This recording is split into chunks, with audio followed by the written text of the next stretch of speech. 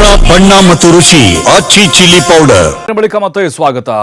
ಒತ್ತುವರಿ ಅಂದಿದ್ದು ಸರ್ಕಾರ, ಮನೆ ಕೊಡ್ತಾ ಇರೋದು ಕೂಡ ಸರ್ಕಾರವೇ.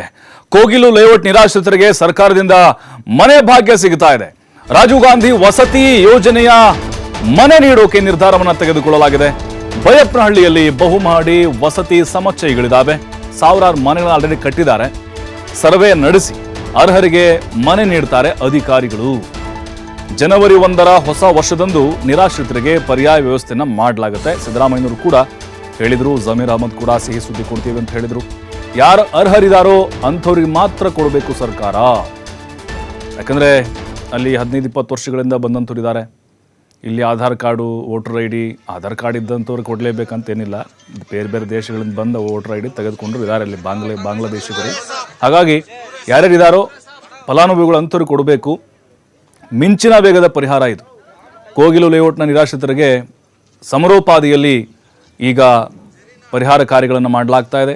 10 ದಿನದ ಹಿಂದೆ ತೆರವು ಮಾಡಿದ್ರು, ಬಳಿಕ ರಾಜ್ಯಕ್ಕೆ ಕೆಸರಾಚಾಟ ಶುರುವಾಯಿತು. ಈಗ ಪರಿಹಾರ ಕೊಡ್ತಾ ಇದ್ದಾರೆ. ನಿನ್ನೆ ಸಿದ್ದರಾಮಯ್ಯನವರು ಕೂಡ ಸಭೆ ಮಾಡಿದ್ರು. ನಾಡಿದ್ದು ಮನೆ ಹಸ್ತಾಂತರ ಆಗುತ್ತೆ. ಕೋಗಿಲು ಬಡಾವಣೆಯಲ್ಲಿ ಜಿಬಿಎ ಮತ್ತು ಜಿಲ್ಲಾಡಳಿತದಿಂದ ಸರ್ವೆ ಆಗುತ್ತೆ. ನಿರಾಶ್ರಿತರಿಂದ ದಾಖಲಾತಿಯನ್ನು ಜಿಬಿಎ ಸಂಗ್ರಹಿಸ್ತಾ ಇದೆ. ರಾಜೀವ್ ಗಾಂಧಿ ವಸತಿ ಯೋಜನೆ ಅಧಿಕಾರಿಗಳು ಕೂಡ ದಾಖಲೆ ಸಂಗ್ರಹ ಮಾಡ್ತಾ ಇದ್ದಾರೆ. ಇವ್ರಿಗೆ ಎಲ್ಲಿ ಹಾಗಾದ್ರೆ ಪುನರ್ವಸತಿ ಅಂತ ಹೇಳಿದ್ರೆ, ಕೋಗಿಲು ಲೇಔಟ್ ಸಂತ್ರಸ್ತರಿಗೆ 11 ಲಕ್ಷ ಮೌಲ್ಯದ ಮನೆಗಳನ್ನು ಕೊಡ್ತಾರೆ. ಬೈಯಪ್ಪನಹಳ್ಳಿ ಸರ್ವೆ ನಂಬರ್ 23ರ ಬ್ಯಾಟ್ರಾಯನ್ಪುರದಲ್ಲಿ ಮನೆಗಳನ್ನು ಕೊಡಲಾಗುತ್ತೆ. ಮುಖ್ಯಮಂತ್ರಿಗಳ 1 ಲಕ್ಷ ವಸತಿ ಯೋಜನೆಯಡಿ 1187 ಮನೆಗಳನ್ನು ನಿರ್ಮಾಣ ಮಾಡಿದ್ದಾರೆ. ಅಂದರೆ ಒಂದೇ ಬಿಲ್ಡಿಂಗ್ನಲ್ಲಿರುವಂತಹ ಮನೆಗಳವು. 1187 ಮನೆ ಇದೆ, ಗೌರ್ಮೆಂಟಿಂದ ಮಾಡಿದ್ದು. ಕೋಗಿಲು ಲೇಔಟ್ ಜಾಗದಿಂದ 7 ಕಿಲೋಮೀಟರ್ ವ್ಯಾಪ್ತಿಯಲ್ಲಿರುವಂಥ ಮನೆಗಳಿದು. 11.20 ಲಕ್ಷ ಅಂದರೆ 11,20,000 ರೂಪಾಯಿ ವೆಚ್ಚ ಮಾಡಿ ಒಂದೊಂದು ಮನೆ ನಿರ್ಮಾಣ ಮಾಡಿದ್ದಾರೆ. ಈ ಪೈಕಿ ಗ್ರೇಟರ್ ಬೆಂಗಳೂರು ಪ್ರಾಧಿಕಾರದಿಂದ 5 ಲಕ್ಷ ರೂಪಾಯಿ, ಸಾಮಾನ್ಯ ವರ್ಗಕ್ಕೆ ಕೇಂದ್ರ ಮತ್ತು ರಾಜ್ಯ ಸರ್ಕಾರದಿಂದ 3.70 ಲಕ್ಷ ರೂಪಾಯಿ ಸಬ್ಸಿಡಿ ಸಿಗುತ್ತೆ. 2.5 ಲಕ್ಷ ರೂಪಾಯಿ ಮಾತ್ರ ಫಲಾನುಭವಿಗಳು ಪಾವತಿ ಮಾಡಬೇಕಾಗುತ್ತೆ. SC/ST ಫಲಾನುಭವಿಗಳಿಗೆ ಪಾಲಿಕೆಯಿಂದ 5 ಲಕ್ಷ ರೂಪಾಯಿ, ಹಾಗೆ ಕೇಂದ್ರ ಹಾಗೂ ರಾಜ್ಯ ಸರ್ಕಾರದಿಂದ 4.5 ಲಕ್ಷ ರೂಪಾಯಿ ಸಬ್ಸಿಡಿ ಸಿಗುತ್ತೆ. 1.70 ಲಕ್ಷ ರೂಪಾಯಿ ಮಾತ್ರ ಫಲಾನುಭವಿಗಳು ಪಾವತಿಸಬೇಕು. ಇದನ್ನು ಸಹ ಸಾಲ ಕೊಡಿಸುವುದಾಗಿ ಸಚಿವ ಜಮೀರ್ ಅಹಮದ್ ಅವರು ಒಪ್ಪಿಗೆಯನ್ನು ಕೊಟ್ಟಿದ್ದಾರೆ. ನೋಡಿ, ಈಗ ಅವರಿಗೆ ಅದೃಷ್ಟ ಅಂತ ಹೇಳ್ಬೋದು. ಅದರ ಜೊತೆಗೆ ಸರ್ಕಾರ ಬಹಳ ವೇಗದಲ್ಲಿ ಅವರಿಗೆ ಪರಿಹಾರ ಕಾರ್ಯಗಳನ್ನು ಕೊಡ್ತಾ ಇದೆ. ಅವ್ರು ಹೇಳಿದರು, ನಮ್ಮ ಹತ್ರ ಜಾಗದ ಪಹಣಿ ಇದೆ ಅಂತೇಳಿ. ಬಟ್ ಅಲ್ಲಿ ಹಿಂದೆ ಕ್ವಾರಿ ಇತ್ತು. ನೋಡಿ, ಈ ಚಿತ್ರ ಸೆಟಲೈಟ್ ಚಿತ್ರ ಇದೆಲ್ಲ 2023ಕ್ಕೆ ಅಲ್ಲಿ ಕ್ವಾರಿ ಇತ್ತು, ಕಲ್ಲು ಬಂಡೆ. ಈಗ ನೋಡಿದರೆ ಅಕ್ರಮವಾಗಿ ಮನೆಗಳನ್ನು ಕಟ್ಕೊಂಡ್ಬಿಟ್ಟಿದ್ರು. ಮತ್ತೆ ಹೇಳ್ತಾರೆ, ನಾವು 30 ವರ್ಷದಿಂದ ಇದ್ವಿ, 15 ವರ್ಷದಿಂದ ಇದ್ವಿ ಅಂತೇಳಿ. 2023 ಫೋಟೋ ನೋಡಿದ್ವಿ ನಾವು.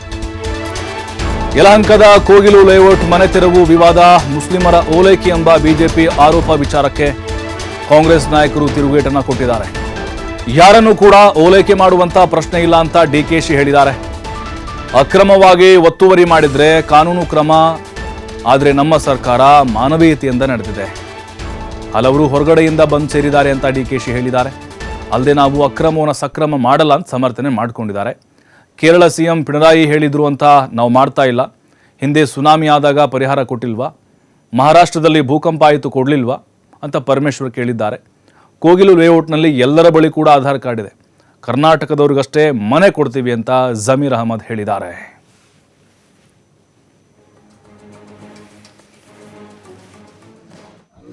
ಮುಖ್ಯಮಂತ್ರಿ ಯಾರು ಓಲೈಕೆ ರಾಜಕಾರಣ ಮಾಡುವಂತ ಪ್ರಶ್ನೆ ಬರುವುದಿಲ್ಲ. ಯಾರು ಇಲ್ಲಿಗಲ್ ಎನ್ಕ್ರೋಚ್ಮೆಂಟ್ ಮಾಡಬಾರ್ದು. ಇಲ್ಲಿಗಲ್ ಎನ್ಕ್ರೋಚ್ಮೆಂಟ್ ಮಾಡೋರಿಗೆ ನಾವೇನು ಗಿಫ್ಟ್ ಕೊಡಕ್ಕೆ ನಾವು ರೆಡಿ ಇಲ್ಲ. ಅವ್ರ ಮೇಲೆ ಯಾರು ಮಾಡಿದಾರೋ ಅದಕ್ಕೆಲ್ಲ ಕೆಲವೆಲ್ಲ ದುಡ್ಡು ಕಲೆಕ್ಟ್ ಮಾಡಿದ್ರು ಮತ್ತೊಂದು ಅಂತ ಹೇಳಿ ಅಲ್ಲಿ ಸ್ಟೇಟ್ಮೆಂಟ್ ಅನ್ನು ಕೊಟ್ಟಿದ್ದಾರೆ. ಕೆಲವು ಮಾನವೀಯತೆ ದೃಷ್ಟಿಯಿಂದ ನಮ್ಮ ಗೌರ್ಮೆಂಟ್ ಅನ್ನು ಒಂದು ಸ್ಕೀಮ್ ಇದೆ, ಮುಖ್ಯಮಂತ್ರಿ ಹೌಸಿಂಗ್ ಸ್ಕೀಮ್ ಅಂತ ಒಂದು ಸ್ಕೀಮ್ ಇದೆ. ಅದರಲ್ಲಿ ಅಕಸ್ಮಾತ್ ಎಲಿಜಿಬಲ್ ಇತ್ತು ಅಂತಂದ್ರೆ ಕೆಲವು ನಮ್ಮವರು ಕೆಲವು ಹಿಂದೆ ಕೆಲವು ಭಾಗದಲ್ಲಿ ವಾರ್ಡ್ಗಳಲ್ಲಿ ಅಕ್ಪತ್ರ ಕೊಟ್ಟಿದ್ರು ಅಂತ ಹೇಳ್ತಾ ಇದ್ದಾರೆ. ಅದನ್ನೆಲ್ಲ ಎಕ್ಸಾಮಿನ್ ಮಾಡಕ್ ಹೇಳಿದ್ರು. ಜನರ ಹೊರಗಳಿಂದ ಬಂದವರು ಹೊಸದಾಗೂ ಸೇರ್ಕೊಂಡಿದ್ದಾರೆ. ಅದು ನಮ್ಮ